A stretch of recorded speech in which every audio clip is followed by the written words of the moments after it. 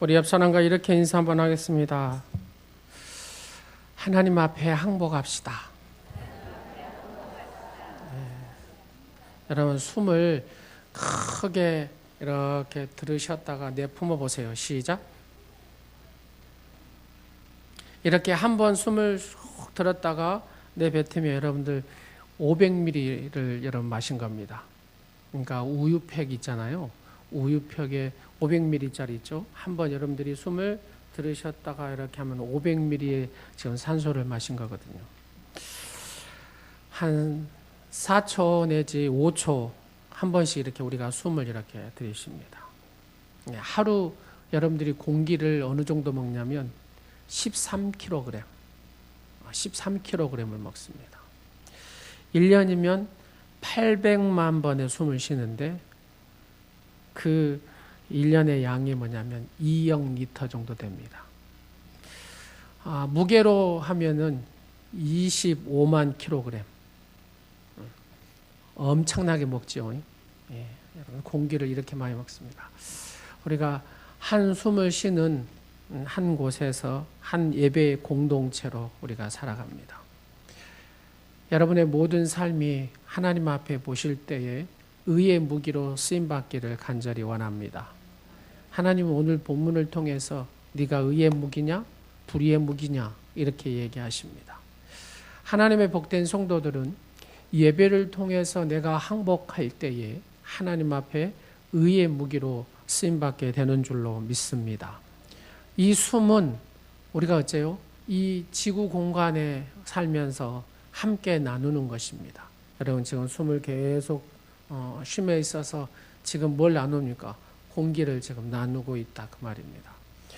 이 한 장소에서 이렇게 500ml의 숨을 이렇게 3, 4초 안에씩 한 번씩 쉬면서 나누고 또 나누고 또 나누고 그런 가운데 우리가 모두가 하나님 앞에 예배를 통하여 늘 항복함으로 하나님 앞에 의의 무기로 의의 병기로 쓰임받기를 간절히 원합니다. 자, 오늘 본문 6장 13절 말씀에 보면 또한 너희 지체를 불의의 무기로 죄에게 내어주지 말고 오직 너희 자신을 죽은 자 가운데서 다시 살아난 자 같이 하나님께 드리며 너희의 지체를 의의 무기로 하나님께 드리라 이렇게 말씀하고 있습니다. 여러분 다 기억하실 거예요. 1994년 사건입니다. 한약상을 하는 부모님을 살해한 후 불을 질러서 은폐한 사건. 그것을 박한상 군의 사건 이렇게도 얘기하지요. 이 박군은 놀랍게도 고등부, 중고등부 이렇게 수련회 가가지고 은혜를 받고 또 방언의 은사도 받은 친구입니다. 하나님의 은혜를 받으니까 자꾸 교회 가서 예배 드리는 것을 좋아하고 기도하기를 좋아하고 성경 공부하는 걸 좋아하고 같이 지체들과 같은 학생들끼리 어울리는 걸 좋아했습니다. 근데 믿음이 없는 부모가 딱 보기에 교회에 미쳤구나 하는 생각이 든 겁니다. 그래서 네가 이렇게 가다 대학 가겠냐. 그래서 그 아들을 어디로 보내냐면 강남의 한 군데 유수의 어떤 고등학교로 전학을 시켜버립니다. 근데 이 부모는 돈밖에 없습니다. 근데 함께 공부했던 많은 친구들은 다 어째요? 서울의 유수의 대학에 다 들어가게 됩니다. 근데 이 친구만 이렇게 그 아버지의 권유로 강남의 한 고등학교로 가서 전학을 시키고 그리고 뭐 돈으로 무엇인가를 다 할 수 있는 그 아버지의 생각 때문에 이 박군은 교회와 멀어지게 됩니다. 그리고 예배에 실패하게 되죠. 그리고 그 가졌던 친구들과 가졌던 그 순수한 신앙 비전들이 사라지게 됩니다. 결국 4년제 대학도 서울에 있는 대학을 가지 못하고 지방에 있는 전문대로 가게 됩니다. 아버지는 늘 그 아들을 만날 때마다 이렇게 얘기합니다. 이 망할 놈의 자식아, 내가 과외비를 얼마나 드렸는데 너는 고작 하는 게 전문대냐 하면서 계속해서 이 아들에게 상처를 주는 겁니다. 그러다가 집에 돈밖에 없으니까 이 아들을 갑자기 미국에 유학을 보냅니다. 여러분, 준비 없는 유학은 100% 어째요? 실패한다고 그러잖아요. 공부 안 한, 벌써 공부에 대한 취미를 잃어버리고, 노는데 힘써버리고, 뭐, 교회, 바로 영적인 부분이 다 망가져버린 이 상태의 유학을 가서, 여러분, 무엇을 하겠습니까? 그래서 결국은 라스베가스 가가지고, 뭐, 슬로모션이니 이런 도박을 하게 됩니다. 도박에 깊이 빠지게 되죠. 그러면서 카드빚이 이렇게 생겨요. 그래서 카드빚이 이렇게 많이 쌓이니까 아버지가 한 번은 한국으로 들어오라고 합니다. 한국에 들어오니까 보통 강한 아버지는 어떻게 합니까? 되게 두드려 펴가지고 다시 미국으로 보냈답니다. 여러분, 두드러 맞은다고 해서 이 아이가 바뀝니까? 안 바뀌죠. 더 이제 노름을 더 하게 되죠. 깊이 노름을 하게 돼요. 이제 감당할 수 없는 이 카드빚이 이렇게 쌓이게 됩니다. 그래서 아버지 몰래 한국에 들어와서 친구들과 함께 자기 집은 뭐밖에 없다고요? 돈밖에 없어요. 100억대 부자니까 돈밖에 없습니다. 아버지가 숨겨놓은 그 돈을 훔치기 위해서 친구들과 함께 밤에 자기 집을 이렇게 담을 넘습니다. 그리고 막 찾다가 보니까 그 아버지가 그 부시락 소리에 일어났겠죠. 그러면서 이 박군하고 눈이 딱 마주칩니다.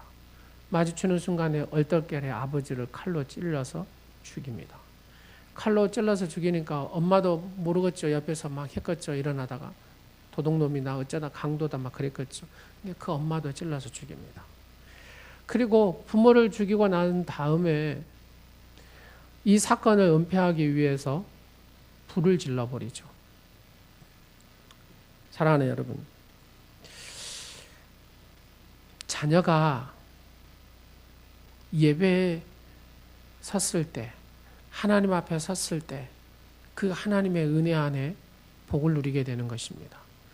예배를 깨버리고 예배가 무너지니까 이 아이는 비전을 잃어버립니다.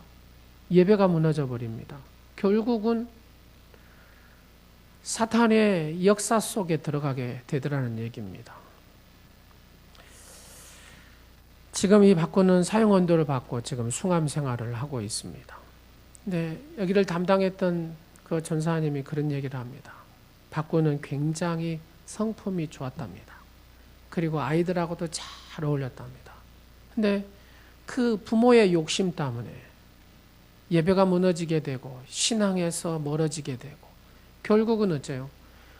세상에 휩쓸리다 보니까 만나는 친구들도 그렇게 만나고 그러다 보니까 어째요? 본의 아니게 이 길을 걷게 되고 부모들까지도 이렇게 죽이게 되는 그런 엄청난 일을 하게 됩니다. 하나님의 사람들, 성도는 예배가 없으면 망합니다. 끝까지 목숨을 걸고 지킬 단 한 가지가 있다면 바로 예배입니다.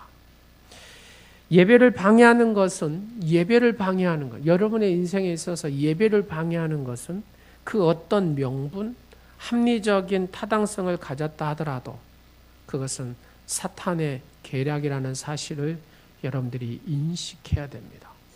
목사가 예배가 무너지면 그때부터 그 목사는 어째요? 쉼을 잃어버립니다.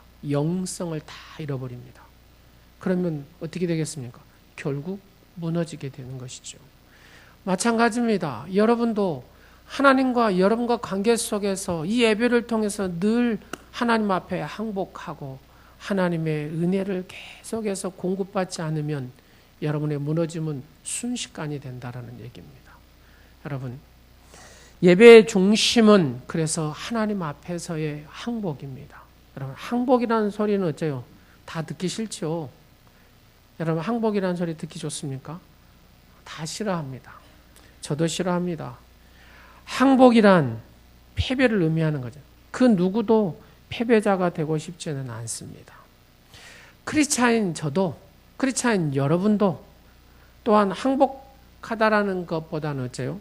승리합시다. 정복합시다.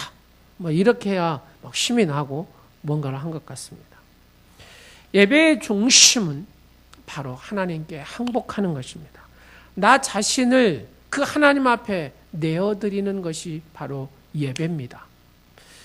사도 바울이 로마서 1장부터 쭉 기록을 합니다. 그리고 12장 이거를 갖다가 전반부라 그래요. 하나님의 엄청난 은혜에 대해서 설명을 쭉 11장까지 하고 나서 12장에 탁 들어가는 순간에 무엇을 얘기하냐면 예배에 대해서 얘기합니다. 12장 1절 말씀에 보면 뭐라 합니까? 다 같이 보겠습니다. 시작. 그러므로 형제들아 내가 하나님의 모든 자비하심으로 너희를 권하노니 너희 몸을 하나님이 기뻐하시는 거룩한 산제물로 드리라. 이는 너희가 드릴 영적 예배니라. 여러분 스스로 항복하고 자기를 내어드리는 분이 있습니다. 그분이 누굽니까? 바로 예수 그리스도입니다. 예수님이 십자가에 못 박히셔 돌아가시기 전날 밤에 예수님은 스스로를 뭐라 합니까? 하나님의 그 뜻에 항복하였습니다. 마가복음 14장 36절에 뭐라고 얘기합니까? 이르시되 아빠 아버지여 아버지께는 모든 것이 가능하오니 이 잔을 이 십자가 이 잔을 내게서 옮기시옵소서. 그러나 나의 원대로 마옵시고 아버지의 원대로 아버지의 뜻대로 하옵소서라고 주님이 말합니다. 진정한 항복은 무엇이냐? 아버지, 만약 이 문제, 이 고통, 이 아픔 혹은 이 상황이 당신의 목적과 영광을 위해 필요하다면 거두지 마옵소서. 내가 이 문제를 감당하겠습니다. 이 고통을 감당하겠습니다. 내가 이 아픔을, 이 슬픔을 감당하겠습니다. 이 상황을 아버지의 목적이라면 감당하겠습니다 하는 겁니다. 그 정도로 성숙하게 되는 것은 쉬운 일이 아니지요. 예수님도 이 피땀을 흘리실 정도로 고민하였던 내용이 아버지의 뜻, 아버지 앞에 항복하는 것이었습니다. 그것은 자기 중심적인 본성과 싸우는 치열한 바로 전쟁과 같은 것이죠. 그래서 따라서 항복은 지속적이고 반복적인 훈련이 필요하다라는 얘기입니다. 옛사람 한번 봐보실래요? 최고로 평온하고 최고로 기쁜 얼굴을 가지고 주님의 이름으로 당신을 사랑합니다. 시작. 예. 중요합니다. 상대편에 이 뇌에 거울 신경세포가 있어가지고 그것을 기억한답니다. 예. 그러니까 여러분 인상을 팍 쓰고 그러면서 말 한마디도 거칠게 하고 그러면 어째요? 상대방도 그걸 갖다 이 거울 신경세포가 작동이 돼가지고 그걸 자꾸 듣다 보면 어째요? 이 들은 사람도 똑같이 거칠게 말하고 거칠게 표현하고 한답니다. 신기하죠? 근데 상대방이 늘 스마일하고 늘 평온한 마음으로 말하고 그러면 어째요?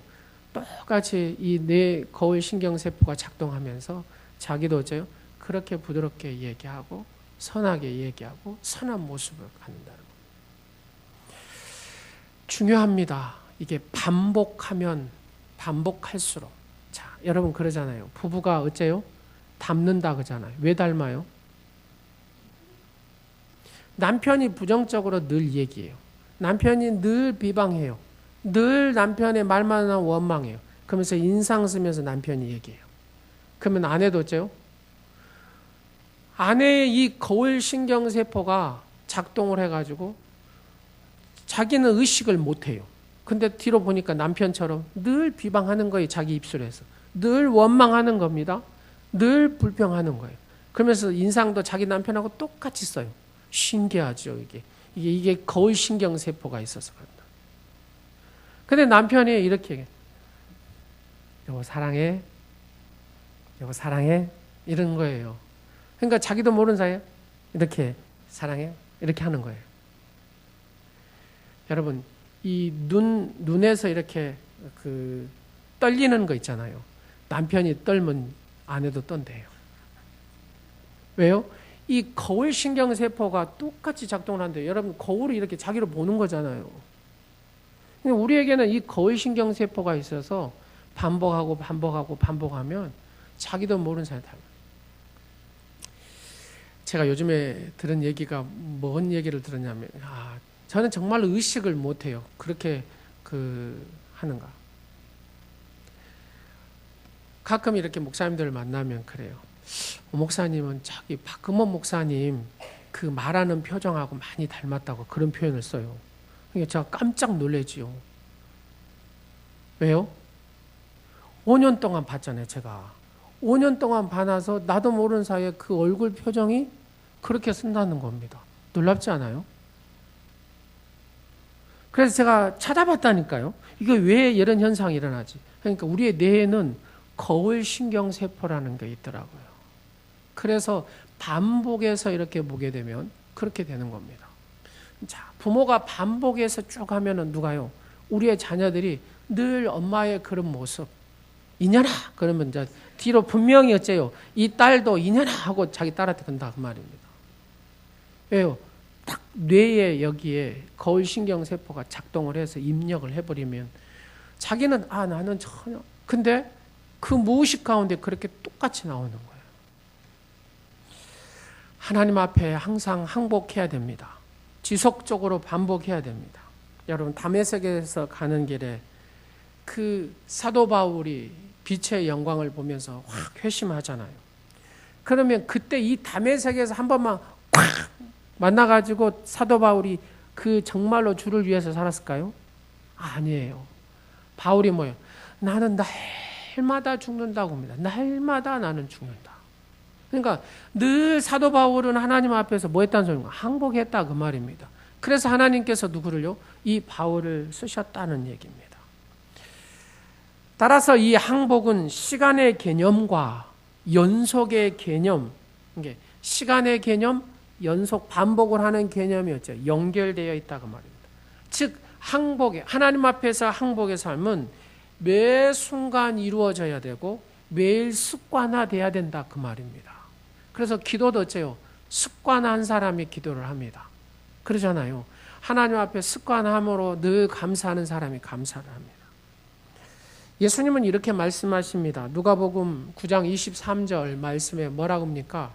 아무든지 따라오려거든 누구를요? 자기를 부인하고 뭐라 그래요? 시작. 날마다 그래요. 날마다 제 십자가를 지고 나를. 그러니까 한 번만 지라? 아닙니다. 날마다 네가 쳐서 복종해야 된다 그 말이에요. 그래야 나를 따를 수 있다 그 말. 인생을 살아가는 최선의 방법, 여러분의 인생을 살아가는 최선의 방법이 뭔지 아십니까? 하나님 앞에 항복하는 것입니다.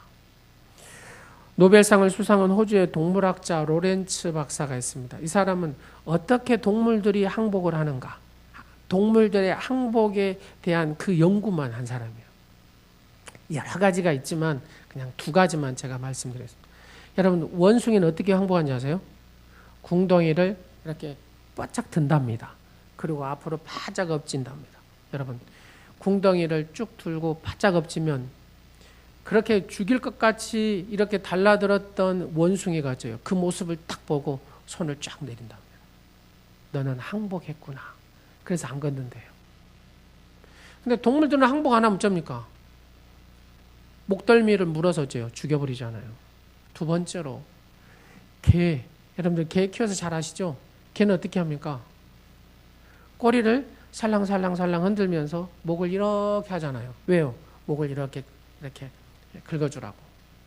근데 이 개가 이제 마지막에 항복은 뭐냐면 딱 눕니다. 눕어가지고 배를 딱 보여요. 배를 안 보이는 개는 어째요? 주인을 묻습니다. 그거 아세요? 할머니가 그렇게 밥 주고 있는데 그 할머니를 주인을 갖다 물어버렸잖아요, 개가. 그렇게 보통 싸가지 없는 개들이 있어요. 왜요? 그만큼 이 안에 뭐가 있어요? 독이 있어서 그럽니다. 근데 개가 딱 배를 주인한테 내밀고 이렇게 하면 그건 독이 빠진 개예요. 그 개는 절대로 주인을 안 문답니다. 제가 키워봐서 알아요, 개를. 완도에 사역할 때 집사님이 개를 줬어요. 그래가지고 키웠어요. 근데 이 개는 제가 그렇게 밥을 줘도 오르르 하더라고요. 근데 끝까지 얘가 배신을 하고 도망가더라고요. 근데 한 개를 또 키웠는데, 백구를 키웠는데, 그 개는 얌전. 그래서 살랑살랑 고개를 흔들면서, 그래서 막 배를 내놓고 가면 제가 배를 갖다 이렇게 해주죠. 근데 중요한 거는 그 모습을 예준이가 봤어요. 어렸을 때 이렇게 자랐잖아요. 그러니까 걔가 하는 행동을 그대로 하더라고요. 절대 컵에 우유를 줘도 마시는 법이 없습니다. 컵을 갖다가 우유를 딱 땅에다 딱 붓습니다. 그리고 개처럼 똑같이 핥아서 먹습니다. 왜 그럴까요? 어렸을 때 누가 친했어요? 이 개하고 친해서. 그러니까 거울 신경세포가 그렇게 딱 작동을 한 겁니다. 여러분 봐보십시오. 항복은 동물들도 딱 항복하면 그때부터는 평안이 시작이 됩니다. 사람도 마찬가지입니다. 이스라엘 백성들을 한번 봐보십시오. 이스라엘 백성들이 하나님을 찬양합니다. 경배합니다. 막 이렇게 가다가 어려움이 탁 부딪혔어요. 부딪히니까 어째요?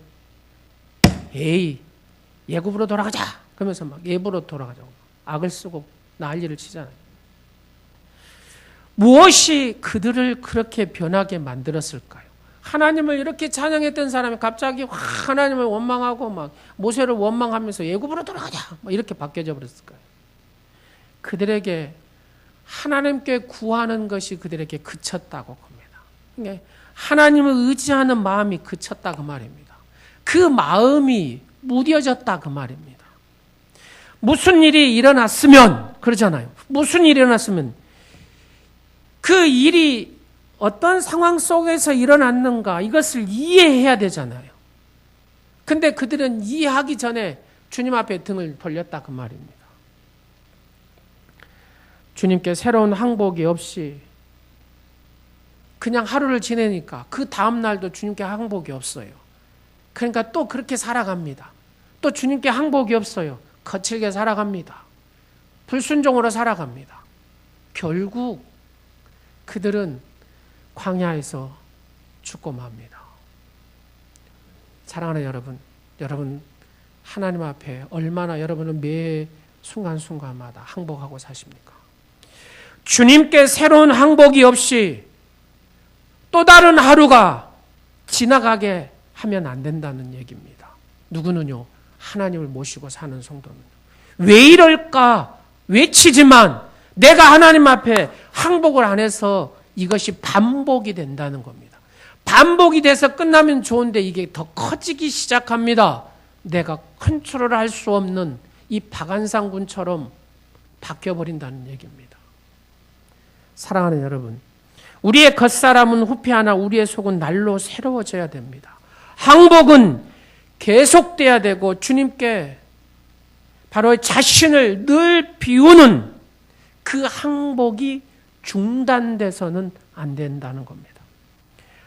한 번 습관으로 만들면 여러분은 이것을 늘 항복을 하나님 앞에 습관으로 만들면 하나님과 연합을 이루게 되고 완전한 하나님과 친교를 이루게 되고 완전한 이해가 되고 완전한 사랑을 경험하게 될 것입니다. 모든 사람은 결코 어떤 것인가 또는 무엇인가 항복을 합니다. 하나님이 아니라면 우리는 돈 앞에 항복을 합니다. 하나님이 아니라면 우리는 욕망 앞에 항복을 하게 돼 있습니다. 이게 인간의 모습입니다. 하나님이 아니라면 자기 자아에 항복을 하고 자기 명예에 자기 자존심에 항복을 하게 돼 있습니다. 하나님께 삶을 드리는 것이 가장 좋은 방법이고 가장 좋은 선택입니다. 하나님의 다른 방법을 쓰면 거기에 항복을 하게 되면 그 사람은 분명히 좌절에 빠지게 되고 실망에 빠지게 되고 자기 파괴를 낳을 뿐입니다. 그리스도를 우리의 삶에 지금 내가 내 인생의 운전을 해야 되는데 이 운전대를 누구한테요? 주님 앞에 드리는 겁니다.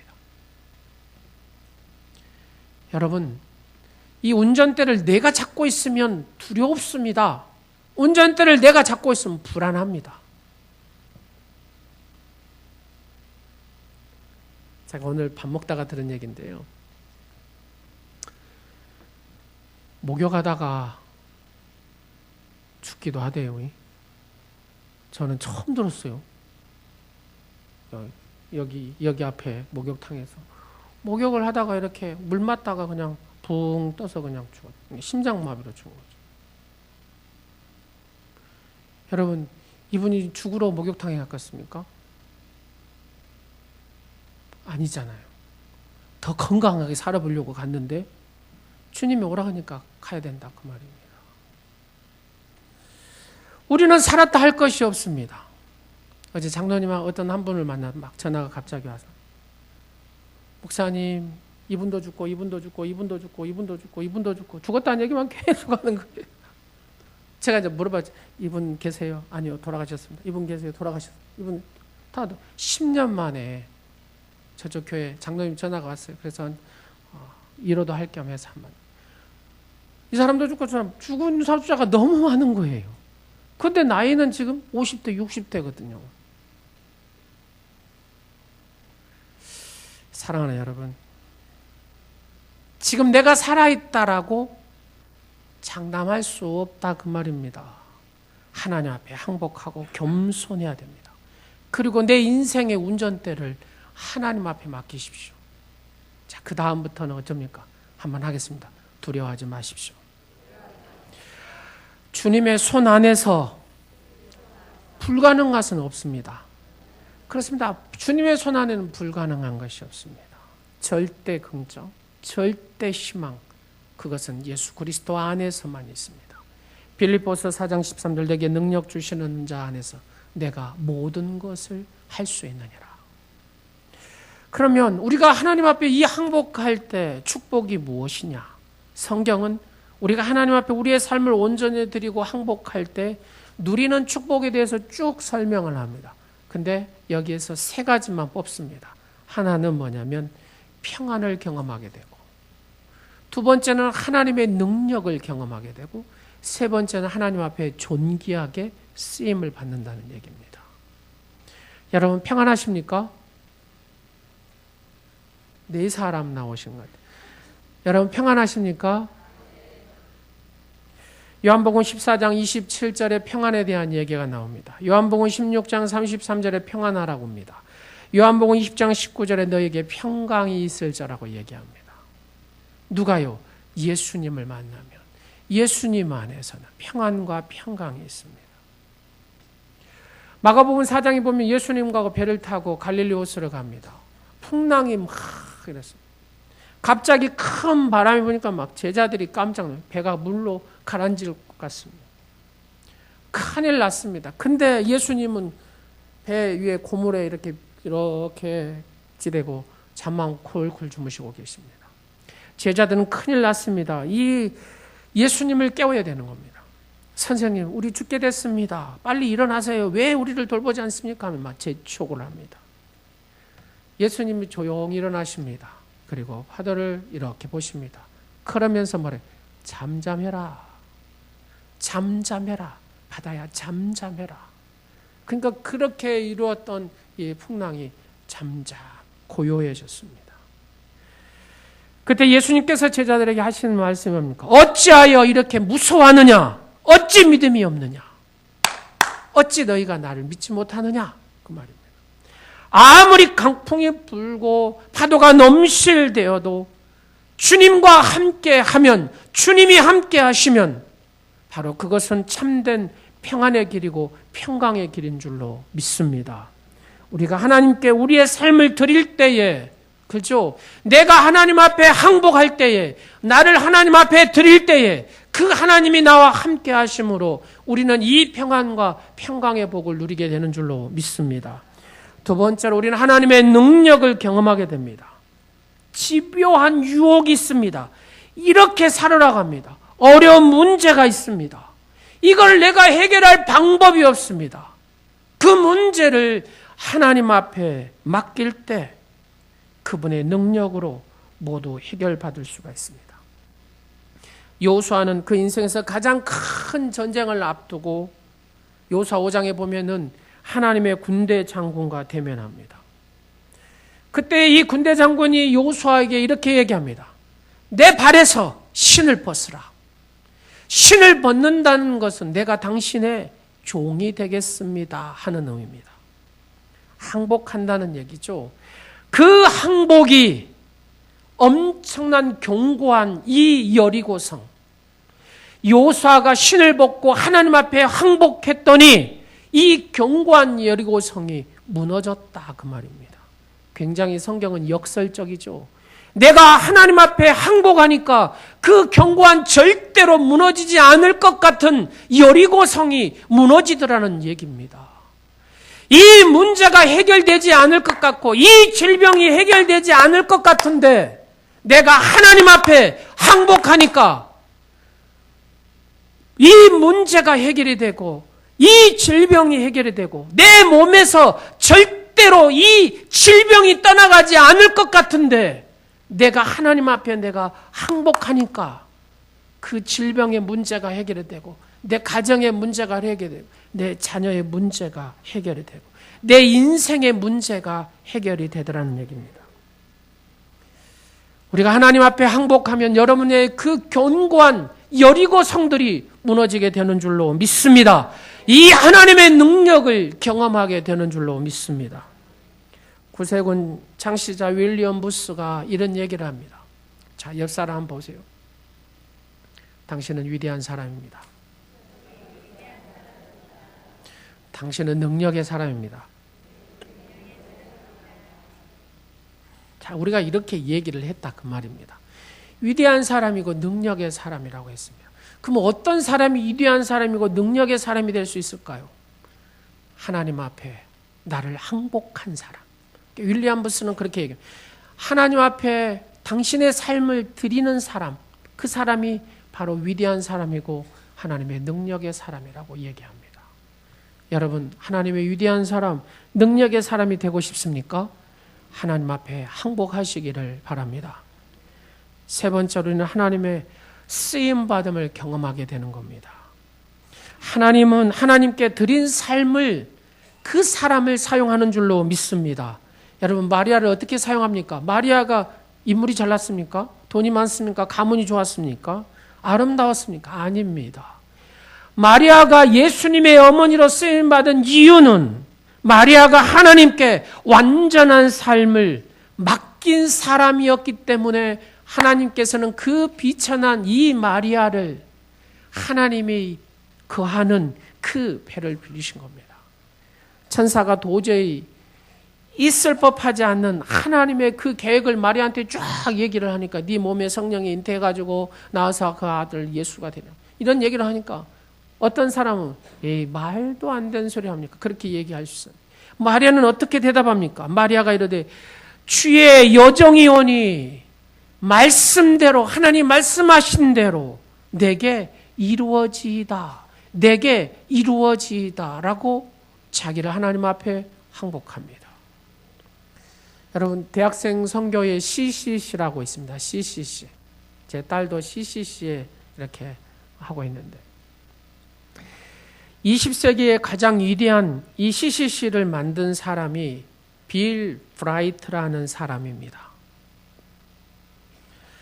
전 세계에 있는 선교회 회원들과 그 다음에 사형리, CCC에서는 사형리 책자를 통해서 전도를 합니다. 이 책자와 그리고 10억 명이 넘게 본 영화 예수, 지저스를 통해서 1억 5천만 명이 주님 앞에 돌아왔다고 합니다. 지금도 청년들이 1년에 한 번씩 이렇게 보면은 10,000명 이상씩 모여서 막 집회를 하죠. CCC.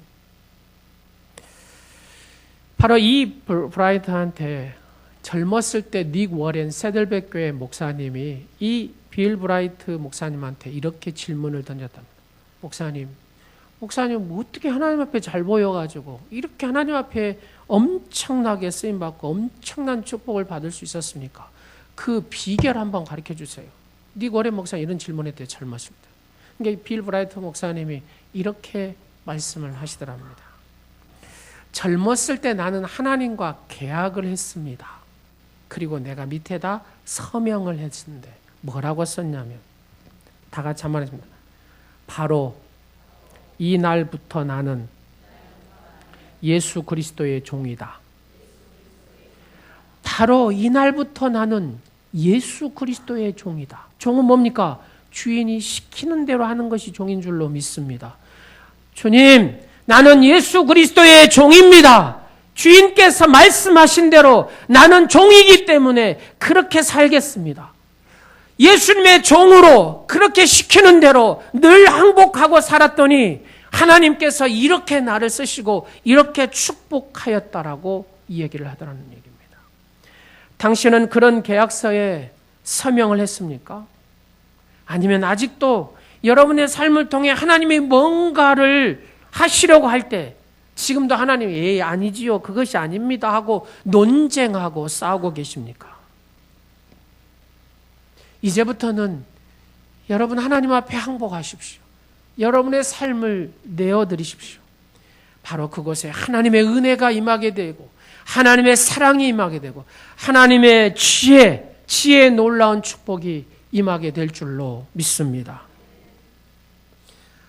한 가지 이야기만 하고 마치도록 하겠습니다. 미국의 유명한 토크쇼 진행자인 바로 오프라 윈프리라는 여인입니다. 여러분 너무 많이 들어서 잘 아시죠? 이 사람은 ABC 방송국 바로 오프라 윈프리 쇼의 진행자로서 바로 토크쇼의 여왕이라고 합니다. 미국의 전역에 1,400만 명이 보고 이 윈프리가 이것은 정말로 좋은 책입니다. 한마디만 하면 100만 부가 막 팔리는 100만 권씩 파는. 그러니까 그 쇼가 얼마나 어마어마한 쇼인지 알죠. 근데 그 여인의 인생을 쭉 보면은 얼마나 비참하고 얼마나 슬프고 얼마나 아픈 얘기인가를 알 수가 있습니다.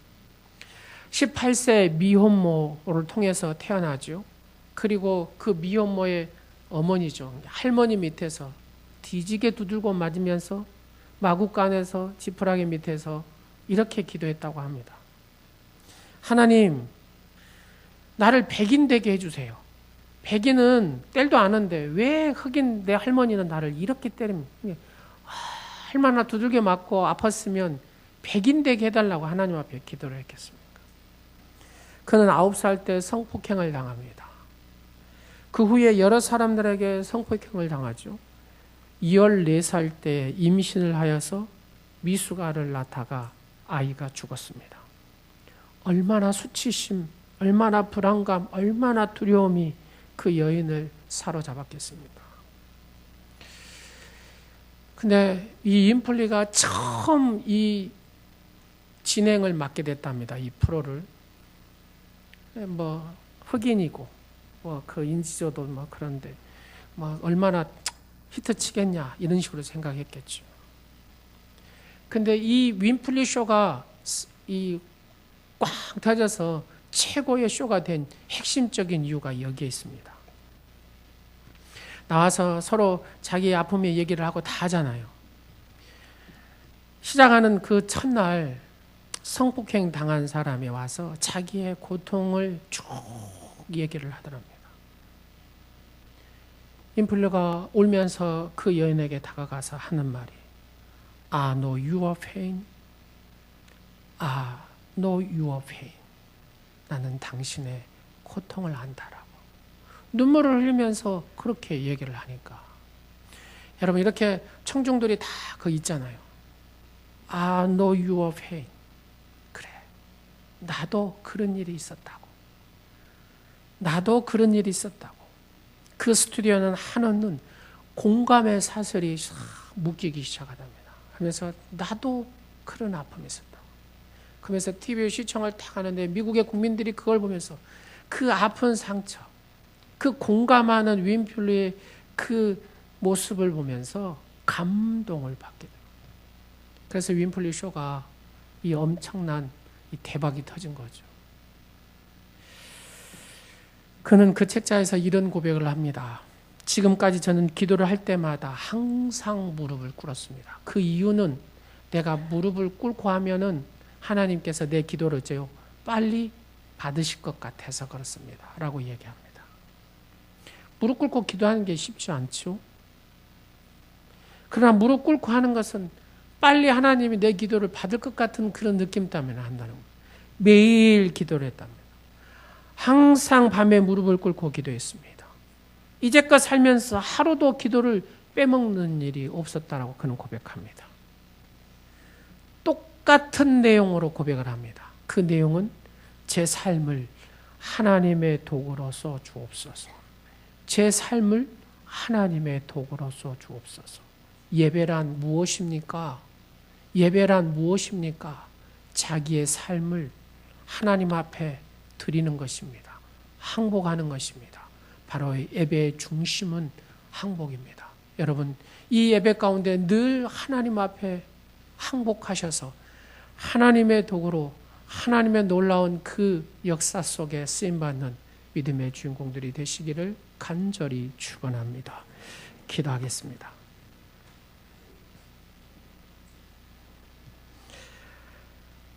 하나님 아버지,